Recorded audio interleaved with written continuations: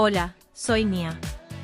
Hoy en Sanamente Entrevista, nos visita el Dr. Bruno Panzuto, médico psiquiatra, y nos va a dar información y consejos sobre qué podés hacer para cuidar tu salud mental. Vamos con la primer pregunta. ¿Cuáles son las señales de que un joven podría estar padeciendo un cuadro de ansiedad o estrés, y cómo puede empezar a manejarlo sin sentirse abrumado? Estrés es un síndrome, un cuadro que tiene distintos signos y síntomas, dentro de los cuales está la ansiedad, pero también se caracteriza por déficit de atención, cansancio, irritabilidad, insomnio muchas veces.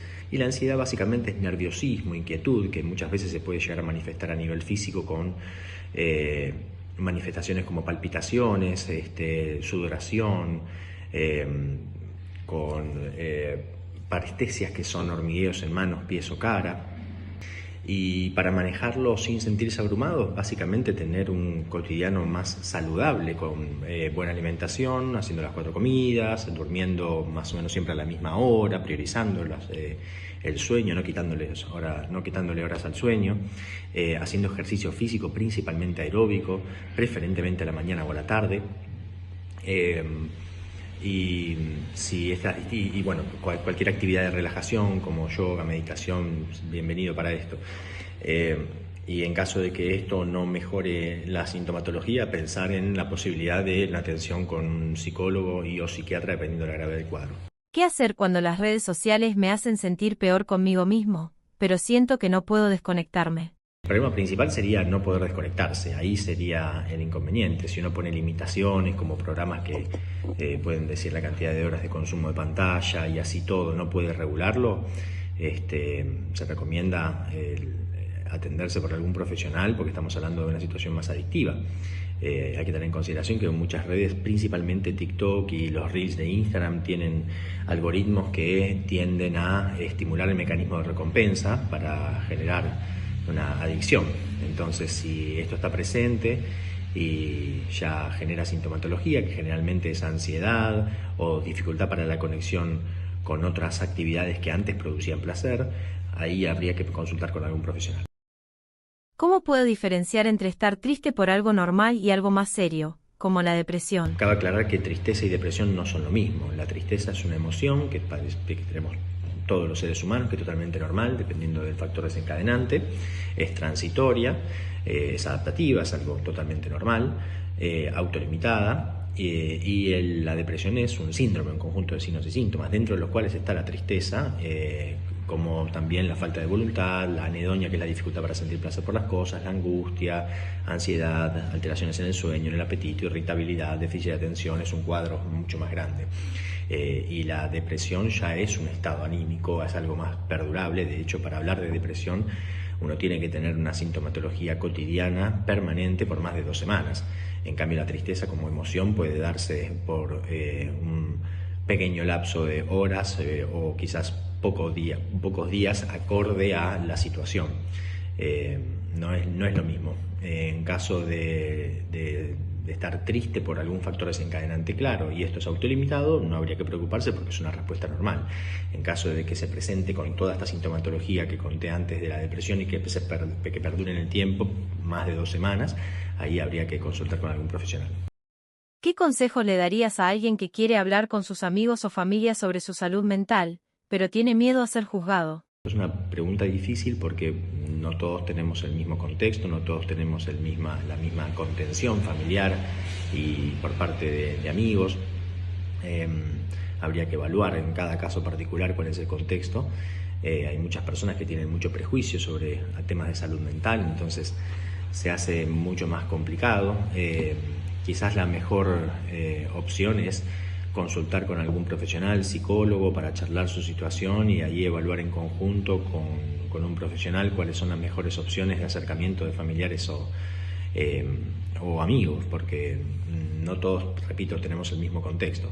Entonces, decir que hablen libremente cuando quizás las condiciones no son las óptimas, a veces es complicado. ¿Por qué a veces sentimos que no tenemos energía para nada, incluso si no estamos haciendo tanto? Bueno, primero siempre en medicina hay que descartar la causa orgánica, siempre hay que pensar en algún cuadro clínico que pueda estar interfiriendo, como por ejemplo hipotiroidismo, anemia, que son dos causas clínicas bastante comunes del cansancio o de la falta de energía. También tener en consideración posteriormente a eso las conductas o los hábitos, si uno no hace ejercicio, si come mal, si duerme mal, todo ese tipo de cuestiones obviamente van a interferir en esta situación. Y descartando factores orgánicos y conductuales, ahí ya tenemos que pensar seriamente en alguna alteración anímica o emocional que pueda llegar a estar influyendo en esta situación, ya que cuadros como depresión, trastornos de ansiedad, distintos tipos de estrés pueden generar este cansancio. Pero siempre primero hay que pensar en la causa orgánica como primera opción. ¿Qué pequeños hábitos diarios puedo adoptar para cuidar mi salud mental, sin que sienta que es una tarea más? Básicamente es una buena higiene de sueño, es bastante orientadora porque ayuda a organizarnos y eso disminuye el riesgo de las manifestaciones ansiosas o anímicas, por ejemplo.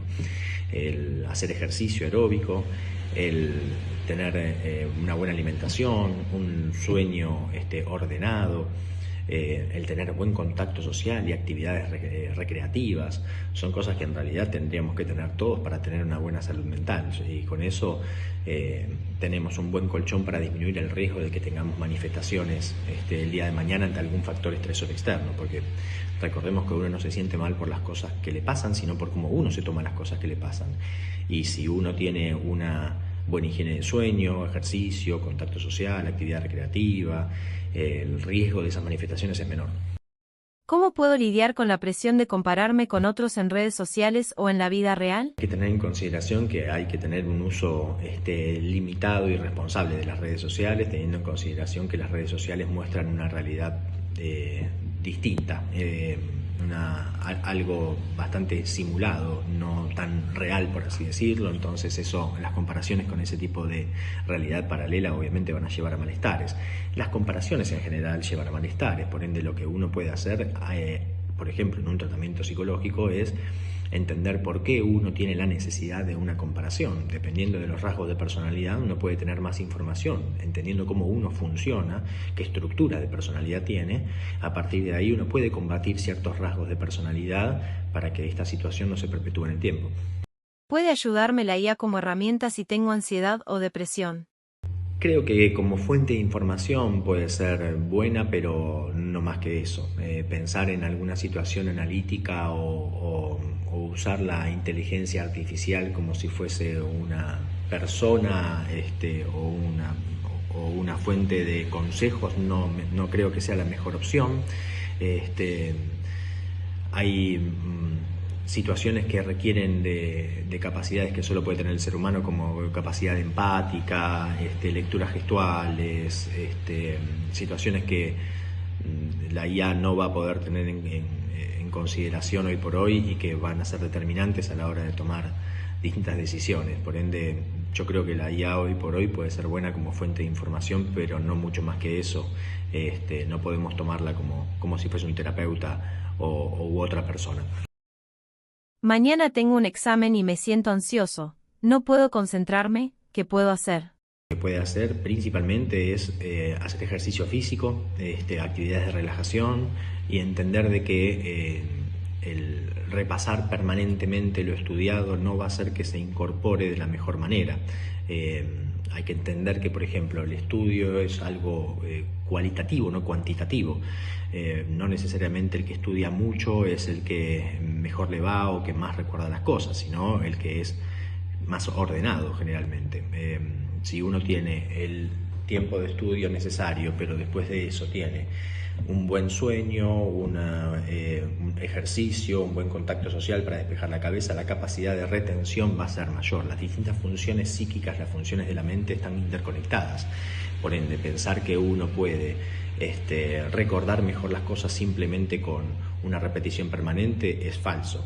Por ende, lo que hay que hacer es despejar la cabeza también para poder retener mejor y prestar mejor atención. Así que si uno se encuentra como muy abrumado por situación o se siente muy ansioso, lo que tiene que hacer es primero bajar la ansiedad a través del ejercicio, actividades de relajación o algo de contacto social, para después retomar el estudio de una mejor manera.